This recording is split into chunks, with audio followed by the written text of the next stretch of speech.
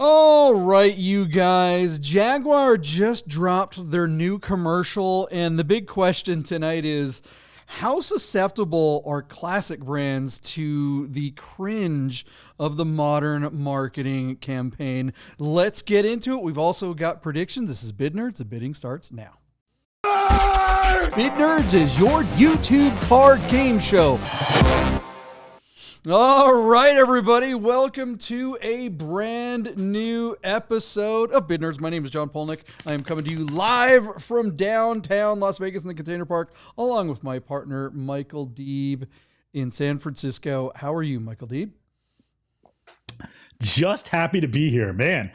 Well, I hit a few roadblocks on the way to going live, but we're here, JP. We've got a lot of cars to cover, and I want to tell the nerd herd, whatever it is, this commercial that you are going to drop, I've not seen. So this is very interesting. I am very excited. Not to tease too much ahead, I know you've got something planned for us, but I am not in the know. So I'll be watching. I'm going to get some popcorn ready, just like everybody else.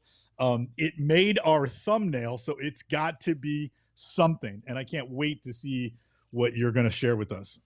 Well, you know what? I mean, I think we should just start with that. I think we're going to do a prediction on a Jaguar on our predictions part. Why not? We can get into it more, but you guys really got to see this new commercial from Jaguar. It's the buzz all over the interwebs right now. This is just like, I think Jaguar is the new Bud Light. Look, I'm just going to show you the commercial, and then you guys tell me what. Let's talk about it after this. Hold on. Here we go. We're gonna play a Jaguar commercial. That's not because they're sponsoring us.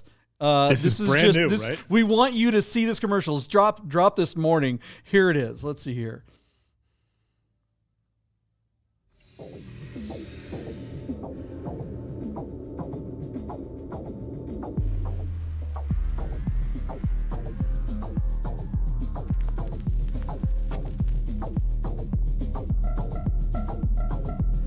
I hope you guys are seeing this. We're hearing it.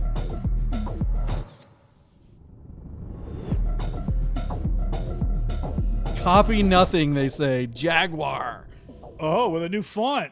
With a new font. Is it like Is that it? That was it. No car. Oh my god. Oh my god. I thought it was for like a new, like a fizzy, like light alcoholic drink to compete with like White Claw or something like that. But it's Jaguar. I thought the United Colors of Benetton was launching a new clothing line that out of the ashes of Formula One, that they dropped a new clothing line. That is a Jaguar ad. Lord, this is the new Jaguar ad, you guys. I don't know if that is probably the worst car commercial of all time. It will go down as that. Now, they say in the ad, it says copy nothing, be vivid, all that stuff. They're copying Infiniti. When Infiniti launched their brand back in, what was it, 89? They launched with a commercial that was very famous because it didn't have a car in it. It was like trees and rain and stuff like that, and it had some poetic voiceover, and they thought they were being clever. And it did actually create a lot of buzz. I think Subaru did that with their SUX or the SVX, whatever the hell that thing was called.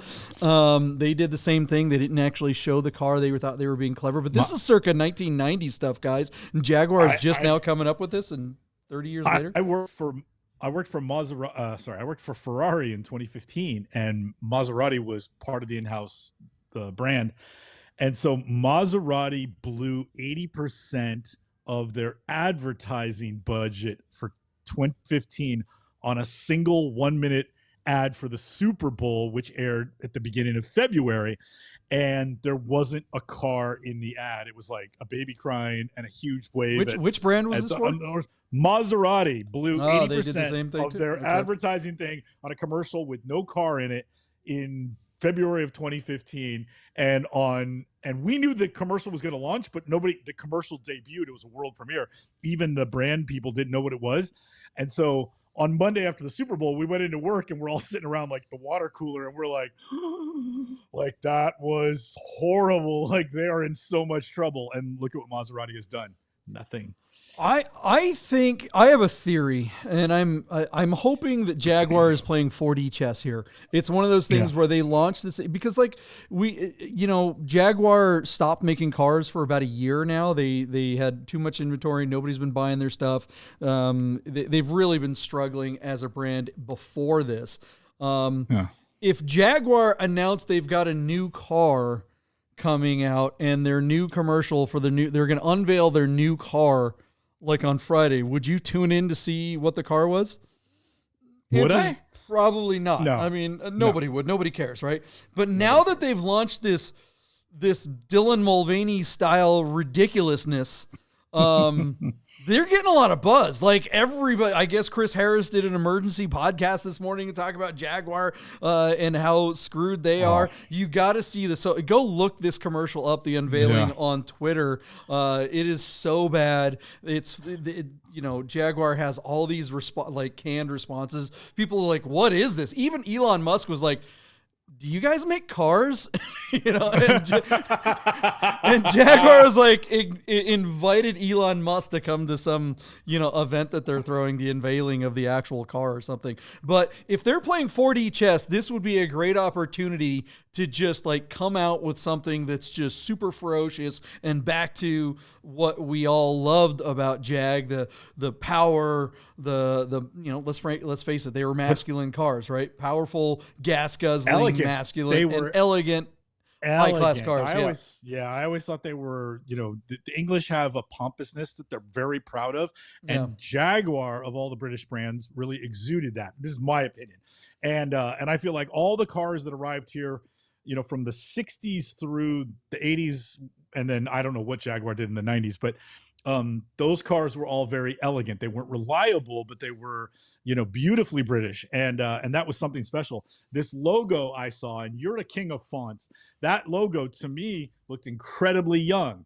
The vibrant colors and the target audience of the ad I just witnessed is also very young. To me, it looks like they're aiming for somebody in their late 20s and early 30s. And Jaguar doesn't currently make anything that appeals to me. They sure as hell don't make anything that appeals to them that I'm aware of, except maybe, their electric crossover looks a lot like an Ion with a different badge on it. I'm sorry, but I'm a car guy, and those cars to the naked eye share the same shape. So if that's what they're going for, okay, good luck. But I don't know. This is all very confusing in the moment. How will it affect the value of old Jags?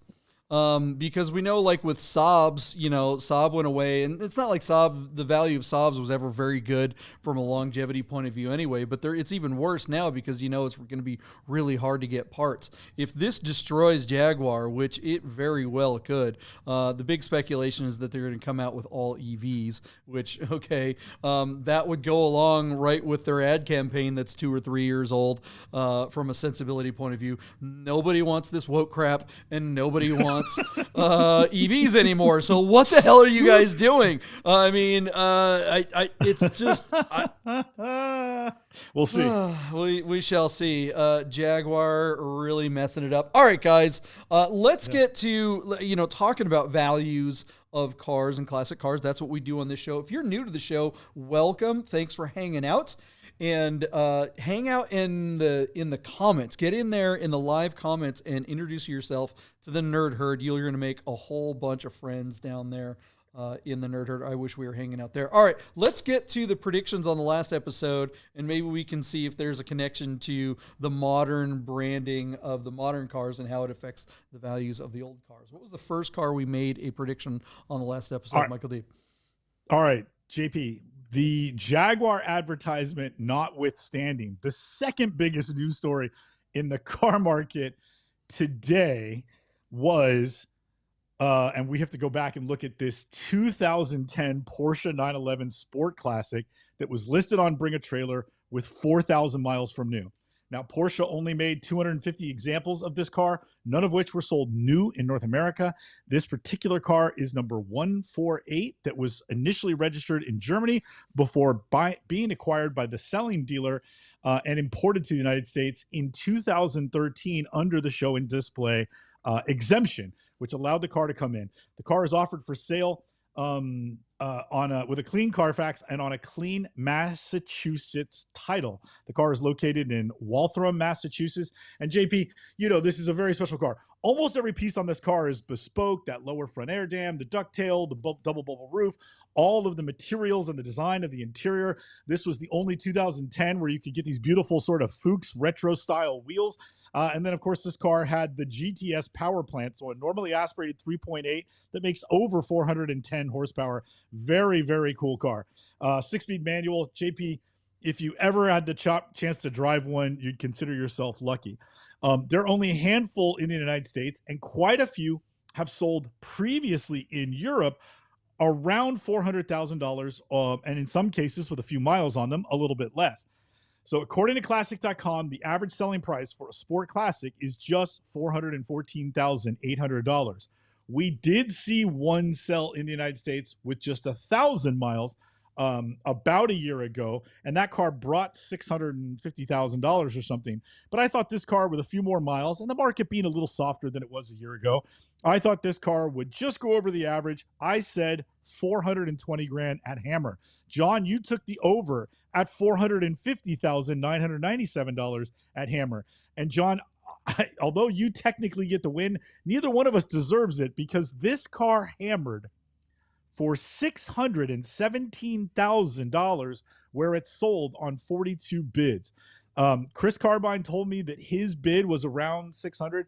Randy's showing me a lot of stuff in the 40,000. He's got Chris at 49. He's got Chris at 500, 499,997. And Tasso at 501 is the over, but even Tasso is off by $416,000.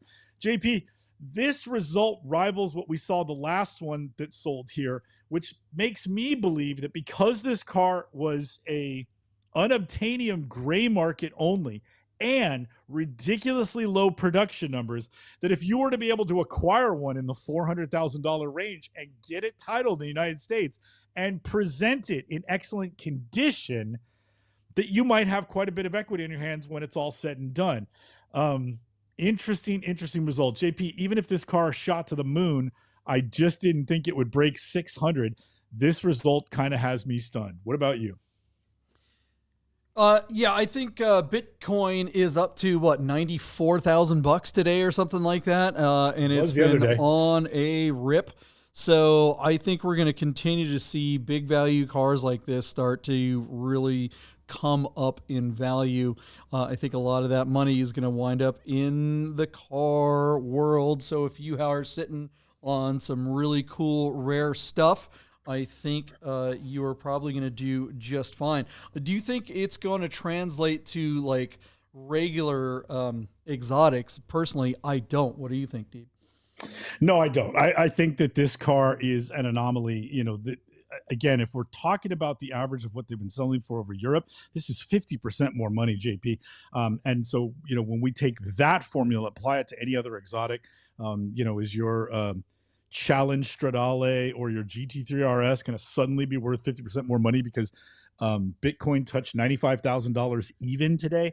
No, that's calm down. Everybody calm down. Take a deep breath, and let's just applaud this guy for having the right car at the right moment with honestly a poor presentation for the quality and now the value that we can attach to it, to the car. I'd say that the seller actually got really lucky. I think this is an example of a car that has appreciated. Modern Porsches have done very well because of the modern, and classic Porsches have done very well because of what the modern Porsche brand is doing from a marketing standpoint. This car was a car that came out and it was called classic, and it made the value of old Porsches go up as well. So I think Porsche, unlike Jaguar, is doing it right and is going to continue to do it right. I promise this show isn't all Porsches. We've been getting a bunch of complaints, people saying, hey, you're talking about too many dang Porsches on this show. You know what? If you don't like the cars we choose, you choose them for us. Send us links on Instagram, on our Bid Nerds page on Instagram, and at Bid Nerds on Instagram, and send us links, and we'll cover the cars that you guys choose. We'd way rather cover cars that you guys send us than picking them ourselves. All right, what other cars do we make a prediction on the last episode? Yeah. One last point on the Sport Classic. So Porsche made 250 of these in 2010.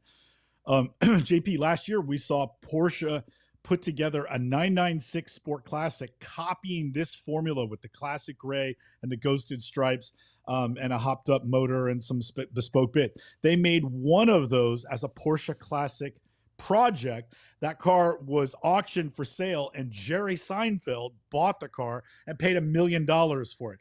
I imagine stuff like that helps the mystique around the Sport Classic moniker. But anyway, very well sold. JP, we also looked at a Cars and Bids car. This was a no reserve 2002 Jaguar XJR 100. Apologize, JP. One of 500 XJR 100s made. This particular car was listed on Cars and Bids out of Hartford, Connecticut, showing 116,000 miles. Beautiful car, JP, with some bespoke bits to the 100 model, of which there were only 100 made. Supercharged V8 with like 400 horsepower and 400 torque, close to that. Beautiful to look at, JP. And this car looks to be in excellent condition considering the miles. But John, these cars aren't worth very much money at all. With that in mind, JP, I thought this car might bring $11,100. You took the under at just $8,000, and our car hammered right in between us at $10,000, where it sold on 18 bids. I get the win.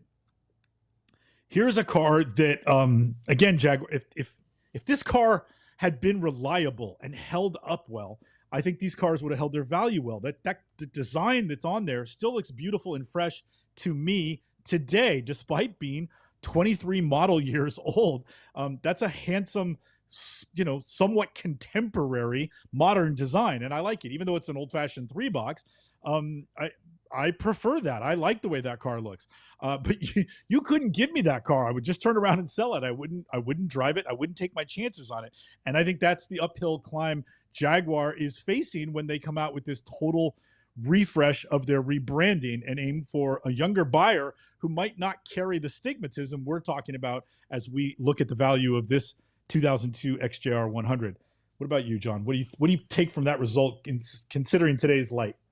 Buddha missed a Yahtzee. Congrats. I think the best thing you could do with this car, for 10 grand, that is a lot of car for not much money. And one thing I like about these is how big that trunk is. Look how huge, how much room there is. Yeah, you could drive to every 7-Eleven in your town and they would happily give you all the Bud Light that they've had there for a year that they can't sell. And you could just load this car up and bring all that Bud Light home. You wouldn't have to buy cheap, crappy Dylan Mulvaney beer for years. You would just be able to just be drunk on your stoop. That's the only thing that this car is good for. All right, let's move on. What other cars did we talk about in the last episode? What was the next one?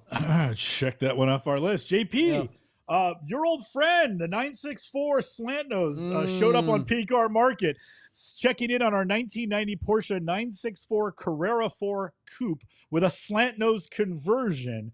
Showed up for a second time after being an alumni on Bring a Trailer.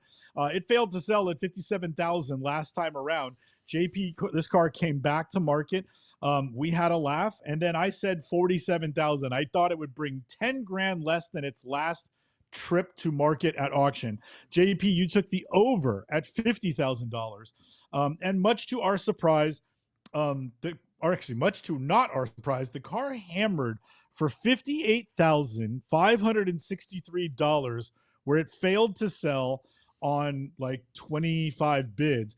But then the car got a few post-hammer offers, and it finally sold for $60,000. So they took a post-hammer offer, and the car sold, I think, within the hour or within that same afternoon. So JP, $57,000, he says no. He comes back to market. He gets 60, which I assume was some type of compromise, because you knew for a fact that he was really had his heart set on something much closer to 100 grand. At 60,000, well sold, well bought. And have you talked to the guy? Do you know if he's happy with that result? I have not talked to the guy. I wonder if I'll see him at Cars Un Cafe this weekend. That's the last Sunday. Won't be at mine. Won't be at yours. Yeah, it'll be here in Las Vegas.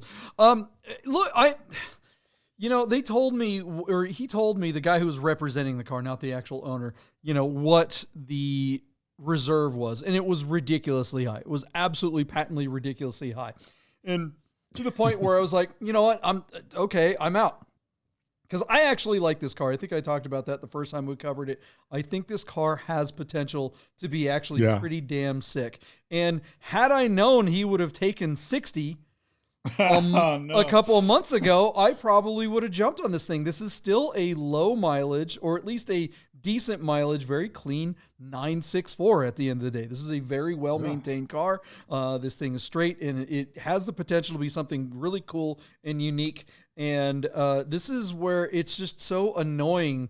Sometimes sellers just have these ridiculous expectations, and they shoot themselves right in the damn foot. This car could have been sold 3 months ago. And it could be in my garage, right? Looking better. It would already look better by now. Had they not been, just the R word 3 months ago when we first heard about this. If they were reasonable in the first place and listened to, I don't know, a couple of people that watch the values of cars constantly. Again, I think I said it the first time we covered this car. The sellers of this car, they did well with they were flipping a bunch of Porsches back when a couple of years ago you could sell anything that said Porsche on it with terrible photos with horrible assets and the boomer sensibilities. You can't tell them anything. They know everything already. This is just honestly I love the guys, but they needed to fail. They needed to feel the sting of this one to get them to reset, guys. You're not doing it right. This car could have brought a lot more money with better assets and a couple of things done to the car. You wanted to say one more thing before we move on. You were saying they should have talked to a couple of guys who are experts at look at car market. I was going to say spies like us. So before we jump to the next car, or sorry, JP, you wrap it up and then we'll yeah. So what do you guys think of the results of this slant nose 911, $60,000? I think it was a pretty darn good deal for a 964, even though it's a little buggered up. Let us know in the comments below. All right, what else did we covered another car on the last episode. We covered a lot of cars on the last episode. We did, JP. PSA. Randy, I see you. I apologize. Randy says in the comments, Deeb is going out of order on me. Randy, newsflash, I'm going out of order on JP, and he's the one at the switchboard. So don't think you're special. I'm pissing everybody else tonight. And JP, I was going to go to the Mercedes, but we can do the Porsche. So we are going to circle back to the 2001 as I get up to speed with you and Randy. Porsche 911 Turbo Coupe that Randy picked, by the way. Here you go, Randy. Shut the hell up. This car has 22,000 miles and is brought to market BAT by the seller Wob, who has, of course, this beautiful studio out of Newbury Park, California. 22,000 miles, paint to sample, Orient Red Metallic, graphite full leather interior, chrome 18-inch turbo twist wheels. And then the worst case scenario, JP, a 5-speed automatic, an auto tragic. So this car's got a couple things going for it, the mileage and the paint. It's got a couple things not going for it. The gray interior, the chrome wheels, and of course that gearbox, which kills it. John, this, despite the paint to sample and the low mileage, this result wound up being the lowest for an automatic 996 turbo for the calendar year, according to our buddies over at the Stuttgart Market Letter. Thank you, Mr. Whitlock, for that little nugget that I got to drop on our show tonight. JP, we wondered, because of the gearbox, how this car would fare. I said $57,996. You took the under by $2,000, $55,996. Classic.com says that the average selling price for an auto is $50,000. But when our car hammered at just $53,500, where it failed to sell on a lowly 10 bids, that wound up being the low bid mark for an automatic 996 turbo for the year. And JP, let's not forget, this car's got paint to sample, and let's face it, it's an eye-catching color. That's candy apple red to a couple of old boomer adjacent guys like you and me. And that's candy apple red to our boomer audience. But man, that automatic just held it back. The mileage didn't help. The paint couldn't save it. Holy moly, 53,000, 10 bids. The representative, the Wob people, and the guy who owns the title in this car have got to be scratching their head this morning going, what the hell? So what do you think, JP? Where do you go from here with a car like that when BAT says we're just not interested.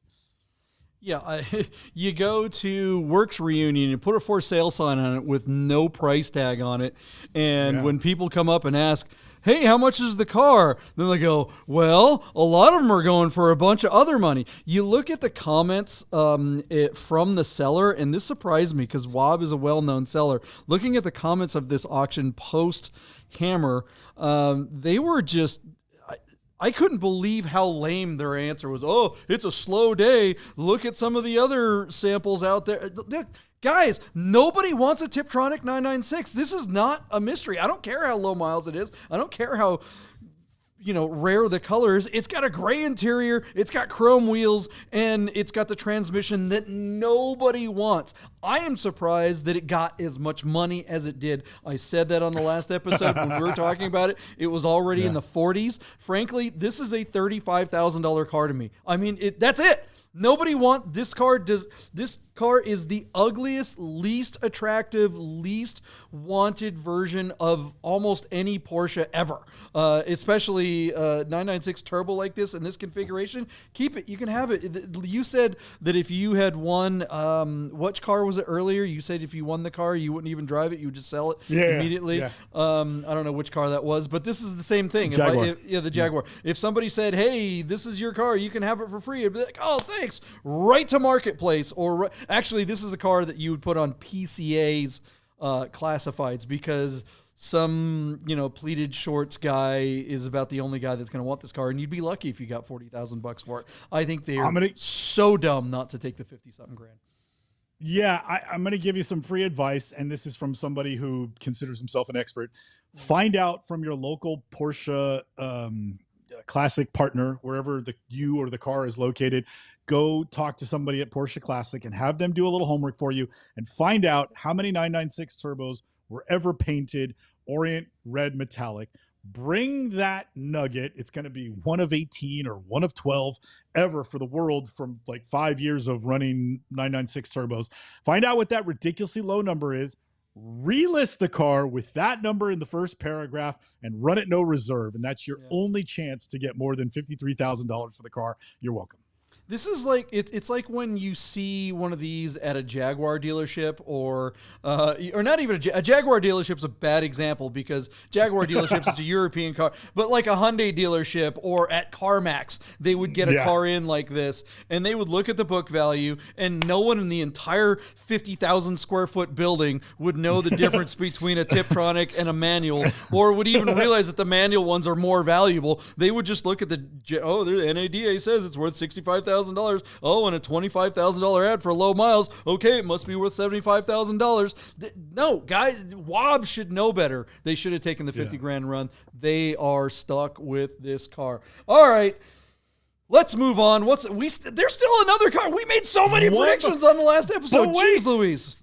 But wait, if you buy 4, we'll throw in the 5th one for free, and we'll give it to Sahan. Yeah, this is it. He already has one. He doesn't want it.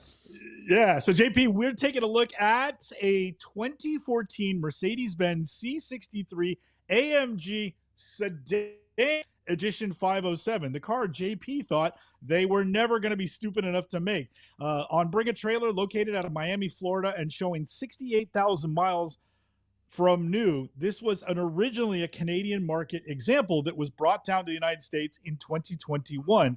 And then they put on about 7,000 miles of the indicated 68,000 miles. It does have a clean Carfax report. It is on a Florida title. It is a 4-door when most of the 507s were 2 doors. And I will say, JP, it's a very rare C63 sedan in white. Let's just say that the white is kind of unusual. Super cool car, lots of horsepower, in fair condition. And we'd wonder how a Canadian origin sedan version of the 507 would fare this late in the season. So without further ado, JP, I thought that the car would bring $36,507. You took the under at $33,507. Classic.com says that the average selling price for a C63 sedan is $54,200. Our car hammered for $39,500. So I'm assuming, JP, that Classic.com's numbers are for that whole generation of the 507 and that they're thinking of more or less low mileage cars. because all of our numbers were below 40, and that's very interesting. But this car basically brought $40,000, and Sahan was very happy to see that. It sold JP at that number on 26 bids. As you took the under from my 36 and the car went over at close to 40 grand, are you surprised by that result, considering it's a four-door and a Canadian origin car? Yeah, I mean, it's a 507. It's a rare car. It's an awesome car. There are people that want these. That seems like a lot of bang for the buck. I think this car is going to depreciate heavily, though, and the fact that it's the 507 is what means. I mean, if it weren't a 507, if it were something like Sahan's car, which is basically the same damn thing, only without the number plate, unfortunately, it'd be worth about half. So happy to see this car bring a little bit of money. Maybe that'll elevate Sahan's when he brings his to market. Just a shout out to Sahan. I don't think he's, watching right now, but if any of you guys know Sahan, reach out to him and give him a little bit of love. He's had a rough week. He lost one of his puppies. So everybody, our condolences to Sahan. We are thinking about you, brother. And yeah, man, we know that that's rough duty. So everybody, shout out, have a drink for Sahan, and we wish him well and back on the show soon. What do you guys think of the results of this C63 AMG? Do you think that was well bought? Let us know in the comments. And boy, it's time for a commercial, isn't it? Mm-hmm.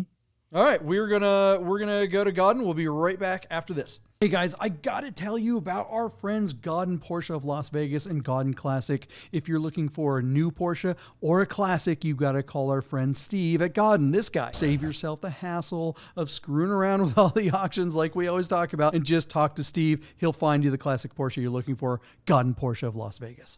Hey guys, you're probably looking at your watch and wondering if Bid Nerds will ever end. So you better talk to our friends at Our Smiths to make sure your Rolex, Tag Heuer, AP, or any fine timepiece is in tip-top shape. Our Smiths, fine Swiss repair. All right, we are back, everyone. Welcome to Bid Nerds. The second half, we got some predictions to make. Look, Jaguar just dropped the single crappiest car commercial of all time.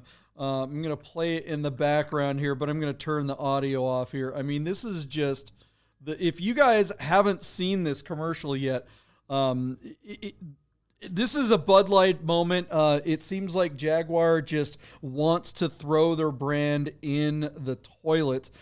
This is definitely not going to help them out of the struggle that they're already in right now. So the big question tonight is, does bad modern marketing for modern brands affect and ruin the value of classic cars that have the same brand? The first car on our list is Relevant. What's the first car on the list, Michael Deeb? All right, JP, 1987 Jaguar XJS V12 that is running no reserve on Bring a Trailer out of Richmond, British Columbia. Our car is showing 68,000 kilometers, which is just 43,000 miles. It's in a very light gold paint with what they call barley leather interior. This car is very Jaguar. This car is very 80s. This car is very scary. Big V12, questionable build quality, confusing electronics. Even when you look at photos underneath the hood, it looks like they were in a rush to finish the car and just sort of closed the hood with everything left as they were laying it out, and that they never actually fastened everything in place. Jaguar was at their wits' end in these days. It was amazing that the magazines ever gave them any love and compared these, or included their cars in comparison tests to other more relevant brands that were really flying high at that same time frame, like BMW and Mercedes. Jaguar was always included of like, what does Jag have that compares? But man, the secondary market has not been kind to these cars. These cars don't hold up well. Unless you're an actual trained Jaguar mechanic, you have no business purchasing a car like that. There's some more free advice for you. You know, they're really tough. This one's running no reserve out of Richmond, British Columbia. This guy is trying to get rid of this car before Christmas. And JP, we'll get back to the numbers, but man, He's got 3 days to go until this closes, and it doesn't look good. John, as I'm talking about the car and you're whipping through the photos, is that rust bubbling in the paint that I see when you whip through these pictures? Is it already happening? I don't think it's rusty. There might be some surface stuff here, but it's just generally kind of a beat car that's just not presented well. I mean, it's literally in a bowling alley parking lot. I mean, you got to be kidding, with a bunch of other cars in the background. I mean, this is just like, nobody cares about this car, including the person that owns it. If this car, whatever it brings, did you say it's no reserve, or is there a reserve for this thing? It's running no reserve out of British Columbia. I'm like, oh man. I mean, talk about DOA. This car could be. It could wind up being the lowest bid car on BAT for the year. It would be interesting to go back through all the listings and see what the lowest number for any car on BAT has ever been. At $1,000, I mean, this poor guy. I mean, this car closes when? In a couple of days? 3 days, 2 days? He's got a bunch of days, yeah. He has this car, and he's like, yeah, I really don't want this thing anymore. You know, and so we know that it takes a good solid, 3 weeks to get your car on BAT. So he went out to the bowling alley with his cell phone and his Jaguar. He's like, where's a parking lot really close to my house just in case I have to get it towed? Okay, I know I can make it down to the subway. So I'll get it there. So he got it there. He took the pictures, filled up his phone, drove it home. He's like, oh, thank God it made it home. And then uploaded all those photos, filled out all those fields on the BAT website platform, paid his $100 or whatever. And he's like, oh, okay, thank God. I'm just going to get this thing out of my garage. I'll have room for all those Beanie Babies that I've had in the attic. I'm just going to, this thing, it's going to be out of my life.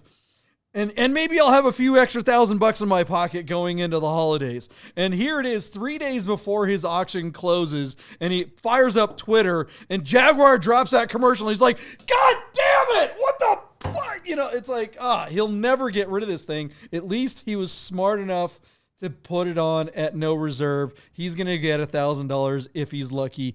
Deeb, what's this thing going to bring? That's going to be my bid. Unless you steal my bid, I'm like, I don't think it gets another bid after that commercial drop today. So, JP, you're not going to believe this. It's running no reserve. It closes in 3 days. He just got a bid of $20,000 by TWR. Nice, he got outbid by the man. Nice move. Yeah. These cars are so hot right now. They're trying to fill orders for their new whatever the thing is. Is that why they canceled and couldn't afford to hire us to actually film them? That's probably what it is, because they're buying every old XJSs to make donor cars. They could buy a fleet of them for $20,000. All right, JP, 1987 Jaguar XJS with a V12, according to Classic.com, is a $15,400 proposition, to which John and I say, yeah, right. I think, JP, that this car will get another bid because it's running no reserve and it's got a few days.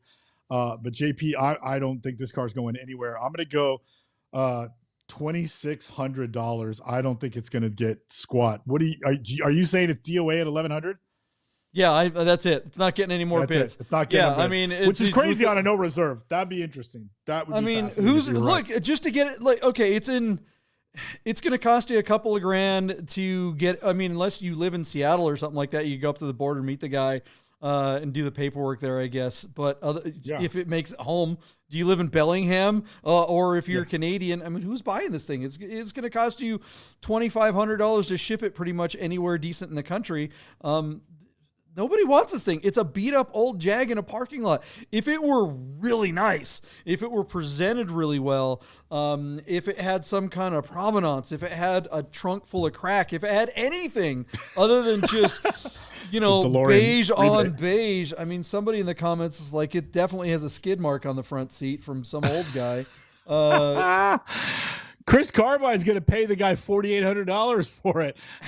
That means you'd be in it like $6,000, Chris. Do you really think it's worth that? More. Honestly, question. All the way to New Orleans, he'd be in it 10, and he'd be buried in it. That'd be the last car Chris ever bought. This thing is I don't know which is worse, the new commercial or this listing. I mean, I don't know if we've ever seen a listing quite as bad as this one. More free advice. Chris, spend $4,800 on your girlfriend, and that money will take you farther. The worst. Third base. Now, this is BAT. The worst listing I think we've ever seen on any platform was still that guy that was holding like a McGriddle, and you could see it in the reflection. That was pretty awesome. I don't even remember the car. I just remember the photo. Just the breakfast sandwich, bro. Half eaten. He's like, I'm going to take some snaps from this thing, and my buddies down in Oyster Bay are going to sell me a car. They're going to give me an opportunity. All right, let's move on. All right, what do you want to do next? The Porsche? Yeah, sure. Why not? Since we never cover Porsches on here. I promise we're not only covering Porsches. I tried to get this one off the list. Sorry, guys, if you're going to bitch about 000. Yeah. All right, JP. I picked out Yuri Sinakis' new car. This is a 1988 Porsche 924S that is on Cars and Bids, running no reserve out of Seattle, Washington. Our car is on a clean Oregon title, but located in Seattle. The car is showing 53,800 miles. And JP, I would like you to tap your little computer button until you get to photos underneath the hood. And you'll understand why I picked this car. I believe that either those 53,000 miles are original and this car was garaged, or somebody restored a 924S, which is highly unlikely.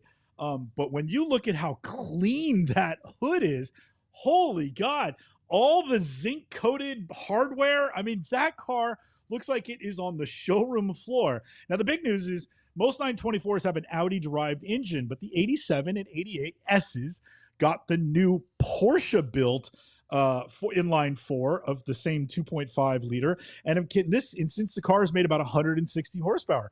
In a straight line, JP, urban legend has it that the 924S is faster than the 944 counterpart because it's more aerodynamic and it weighs less. So if you really have your heart set on a 924 or you really can't afford a 944, this is your answer and a wonderful beginner Porsche for somebody who's just entering the genre of collector car ownership. Now, routine maintenance could be breathtaking expensive compared to those that want to run a Volkswagen Rabbit, but these are very cool cars, very fun to drive, and I cannot recall seeing a more honest, clean, under-the-hood example than this one right here. I also love that it's not red, white, silver, or black. This, as they call it, and JP, let me go back to my notes, stone gray metallic with the light gray interior, and as John and I always point out, when it has a black dash, I don't care what color the seats are, I think everything on this car works, JP, and it's in your backyard. I picked it out and sent it to Yuri and just wondered if he would get off his wallet and bid on this one. I like this car, JP. I don't know how well it's going to do on Cars and Bids. I mean, you really have to know your Porsches to be comfortable bidding on something this old and really understand what you're getting into. John, in a live auction or on BAT, I'd say this is close to $20,000 car, but on Cars and Bids, somebody might steal this thing. So JP, it's running no reserve. It's got a 5-speed. It's got the Porsche motor. It's unbelievable condition. What do you think? Do you like it as much as I do, or am I the only one pounding the table for this thing? Yeah, I do love 924s. Have you heard of this? Have you guys heard of the Safari Party Rally? It seems like a bunch of their content has popped up all over the gram lately. These guys took all their off-road Safari Porsches out to the desert in Utah and just ripped them up. It looks like a hell of a lot of fun. There were a lot of Safari 911s, but there were a ton of transaxle cars done as Safaris too. And I think, I would way rather Safari one of these than a 911 because they're just not worth a whole heck of a lot. Although this is definitely the cleanest one we've ever seen ever. You look at the beige interior, the cloth beige interior with the printing with the Porsche script. It's shocking to see that it's so clean. It's just amazing. And it's interesting that underneath is a little dirty, but not, it's, they didn't ice blast it. You can't ice blast the engine. There's too many nooks and crannies, and the ice blasting can damage wiring, so you don't want to do that. But this car definitely seems honest. We looked at that one black one in San Diego a few months ago, and I actually wanted to buy that thing. And that car that car failed to sell on BAT, and it was a really 12, cool version. right? Or 15? Yeah, I think it was less. I think it was 11 and a half. So, but this car is definitely nicer. And, you know, that black one, I suspected that it was at least, you know, that one said 50,000 miles on it, but I believe it had 150,000 miles on it. This one probably has 50,000 miles on it. It's just with that five digit odometer, it's hard to tell. What's it going to bring? What do you think? All right, JP. So believe it or not, our car is closing tomorrow. It's already got 12 bids, and it's sitting at just $7,500. Again, everybody, this car is running no reserve, and John and I both like it. If you're looking for a starter car or car for your kid, you could do a lot worse than this. According to classic.com, a 924S is a $13,000 car on average. Again, I think if this car was on BAT, it's bringing $16,000. But JP, just reading the tea leaves, it hasn't moved. I think somebody's going to walk away with this car for $12,000. And if that happens, I'm going to be pissed it wasn't me, you, or Yuri Sinakis. So JP, 12 grand. You going over or under my dart shot there? What do you think?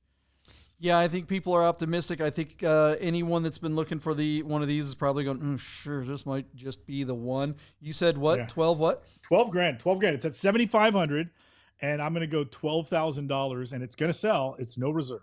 I'll go 12,924. I don't think it's going to get much above that. Unfortunately, as good as these are, they just don't bring the money. And, you know, a few people in the comments have been like, oh, they're crappy. It's like, I don't know. Have you ever driven a nice 924? Like, it's kind of like 928s. For the longest time, I'd only ever driven crappy ones because they've all been beaten to hell. Same thing with these cars. But a 924S is a truly good car if you can find one that's actually done well. You know, the old, like you mentioned, the Audi engine ones are just awful, but these are the straight. I mean, they're balanced, they're light, they're tons of fun. I think they look kind of cool. Yeah, I want this car, but I don't know if I'm going to be, yeah. All right. What do you guys think? This 924, maybe the cleanest one we've ever seen. And do we think that what Porsche has done with their marketing will help bring the value up with all the stuff that they've been doing with the Classic? I think so. What do you guys think? Let us know in the comments. We got some more cars. Let's rip through these other ones. We still got some time. Just one more, JP. So what we're looking at now is a car I've always admired, but I won't buy one. JP, a 2006 BMW X5 4.8 IS that is listed out of Issaquah, Washington. Did I say it right?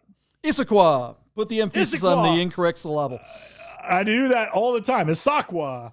But anyway, JP, I recognize this guy because he always photographs at that boat launch. I mean, that is just classic. That's right there in Seattle, right? That's right out. That's like a suburb of Seattle. It's about a half hour east of Seattle. Anyway, Seattle for the rest of us. JP, this car only has 47,000 miles and looks to be in very, very good condition. A lot like that 924S we were recently looking at. JP, the 4.8 IS has a bunch of extra goodies that BMW put into this to make this a great road machine. So it's their highest spec motor. It's got a little better suspension tuning, better wheels and tires, got a few little aero doodads and that sort of thing. These cars have suffered in the secondary market because this was not a great quality era for BMW. And thus, a lot of these cars have turned out to be high maintenance or had some real problems down the road. And so a lot of these don't bring the money. Now, a clean IS will bring some collector money, but similar vintage X5s don't. This one, JP, I think has a chance to really go far because of the condition. And I think it's got good representation. And let's face it, it's being brought to a national audience. So super clean. JP, when I say I won't buy one, as much as I love these from in period, and I could afford to buy one now to me, the fact that this wouldn't tow a boat, this wouldn't be on my list. Knowing that Porsche makes a Cayenne that probably drives better, is more reliable, and tows almost 8,000 pounds, my days of dreaming about owning a 4.8 IS have come and gone. So I look at this car longingly, but I don't envy the guy who winds up with one because they can be problematic. So JP, I send it back over to you. 4.8 IS. Tell everybody why they should love it from afar, but stay the hell away. Because it's going to break. the second you get into it. I think the Jaguar that we covered earlier, XJS, might be more reliable. I'm not even kidding. If JP someone gave me this, somebody said, here's the keys to this BMW or that Jaguar, and you've got to make it to LA. Which one do you think will actually get me across the desert from here in Vegas? I'm picking the Jaguar. I mean, these things are really nice. They drive great, and they are epically fast. When they work, they are really good. But there are a lot of plastic engine components on this. At least Jaguar doesn't have that. JP, we should each buy the cars and then race from the desert to LA, and we'll call it the Head Gasket 200 because we'll see which one of those cars actually makes it 200 miles to LA, because I don't think either one will. Yeah, I mean, you're not towing any boats, but you definitely have yourself a boat anchor. This thing is just absolute garbage. You know, you said it, Deeb. You kind of stole my thunder. Why would you get this over a Cayenne GTS? A Cayenne GTS. Now, these came out before the GTSs. In this kind of with the cool class, they were kind of ahead of their time. They really were that first really sports. This car, they should have called this an M. Really, they probably would have sold a heck of a look.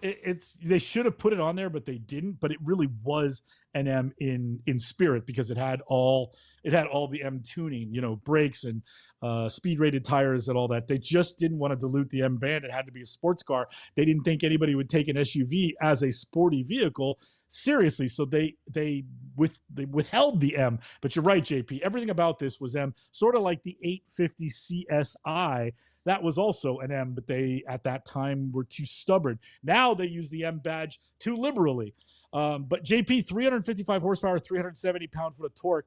The Cayenne came to market with 400 and 400 and just put this car in a sleeper hold, you know? What's it going to bring? All right, John, according to classic.com, these things bring about $16,800.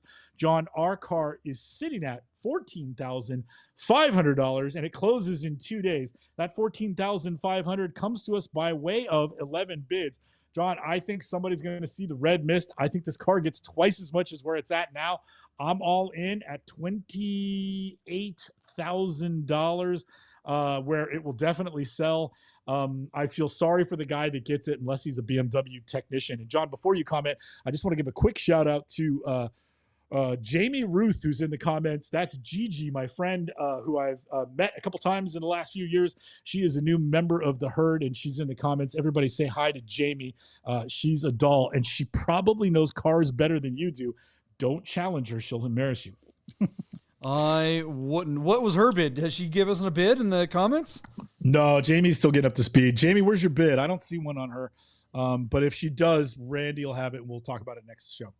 Yeah, I just don't think this thing breaks 20 grand. I do think there will be a run. This is a really pretty looking car, and people do like these. It might wind up staying in Seattle. A lot of Seattleites really like these darn things. There's a pretty big, robust BMW Beamer scene up there in Seatown. Shout out to all my Beamer Forums friends up there. But yeah, I'm going to go 19,000. Yeah. Oh, you don't think it's going anywhere, huh? Yeah, I don't think it's getting over. I don't think it's getting over 20. You don't think some fool in Washington would pay over 20 grand for look how clean that car is? Well, I mean, BMW screwed up the marketing, just like Jaguar is screwing up the marketing now. I think if this thing had an M badge on it, if BMW had their ish together back then and put an M badge on it, this thing would be like an E34. 3 times as much. You know, it would be, people would really want this, especially one in this decent. Is this nice of condition? Hell yeah. But yeah, it's the DOA in my opinion. All right, do you want to cover that 78? We're at a no, I guess we do have time. Okay, sure. 78. The Rabbit. Let's go. Let's do it. Let's do it. All right. So on the fly, we have a theme tonight. It's unreliable shit boxes. Yes, indeed. JP, PCAR Market has a 1978 Volkswagen Rabbit 4-speed, which, by the way, was on my short list before you put it on the list.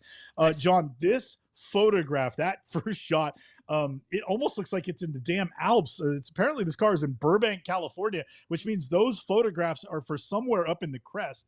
I just don't recognize it as the crest. But man, what a cool car. This Aurora Rabbit that's not a GTI with the little flared out fender wells that are painted black.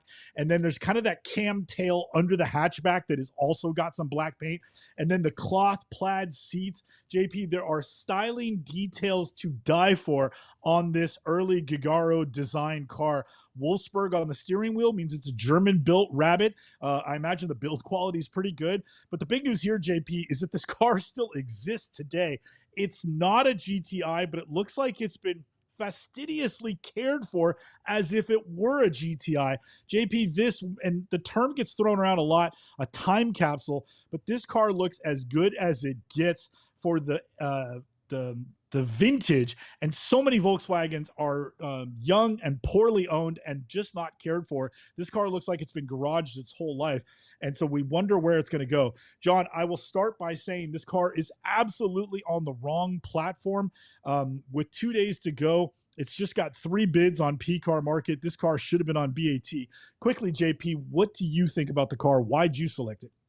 Yeah, I mean, I grew up around so many of these. We all had Scirocco's, Rabbits, and this thing is just, I mean, it's just giving. I had a 4-speed Rabbit for a little while. They were so much fun. I actually converted it from an automatic to a 4-speed manual. That was the first manual swap I ever did, and boy, was it awesome. Loving the steely wheels, loving the color combination, loving the interior. What's it going to bring? All right, JP, our car is currently sitting at $6,000 on 3 bids. It's got 2 days to go. I'm going to give you a bid where I think this car hits like $14,000 and then winds up in the deal tank for like 22. So JP, 14 and an FTS. I think this car would easily bring around 20 grand because of the novelty and because of the rarity. What do you think, JP? I don't even think it's going to get to 10. It's at 6 now. Yeah, let's call it. I'd be surprised if it breaks 8, really. I'm going to go 85, 78 and say, yeah, it'll be in the deal tank for much, much more. But this thing definitely belongs. You think it's in the deal tank for over 20 or under 20? I think it's in the under 20. I don't think anybody thinks they're going to get 20 grand for a Mark 1. This is one of the nicest Mark 1s we've seen. Mark 2s bring the big money, but Mark 1s just don't get there. I think it's a lot like the 924. There's just a stigma around them. They're just not that. I mean, and Volkswagen, it's, you know, with the theme of the night, with the branding of the parent company, Volkswagen isn't doing themselves any favors either. They've got that new bus coming out, and it's an EV, and I mean, just nobody cares. You know, they've completely failed with the ID4. Volkswagen is in all kinds of trouble, and they are not. I mean, they're going to come out with a commercial with a bunch of, you know, woke people. I need somebody to comment on this, but isn't Volkswagen who bought the Scout brand and is relaunching Scout, International Scout? Well, I'm so confused. JP, the interior of those seats, they look like they're out of an early 70s Saab. There's so much to like about this Rabbit. I'm getting carried away with my over 20 in the deal tank, but we shall see. That's a show, everybody. Thank you. All right, guys, let us know what you think this little Rabbit will bring. And what do you guys think of that Jaguar commercial? Do you think it's the end of Jaguar? Do you think that a parent company, like what if Porsche came out with a commercial this bad? Would you sell your classic Porsche? If like they hired Dylan Mulvaney as the spokesperson for the new Macan EV, would you be like, you know what, I'm out? People were all over Twitter going, I am selling my Jaguar. To a kid. Yeah, it's like Harley did it to themselves over the course of, at what was it, Sturgis last summer. Oh my God. No one was in the Harley tent either. All right, guys, let us know what you think. Thanks for hanging out, and we will be back Sunday night. That's Bidners. We're taking it out with God. And thanks, guys. Hey guys, I gotta tell you about our friends Godden Porsche of Las Vegas and Godden Classic. If you're looking for a new Porsche or a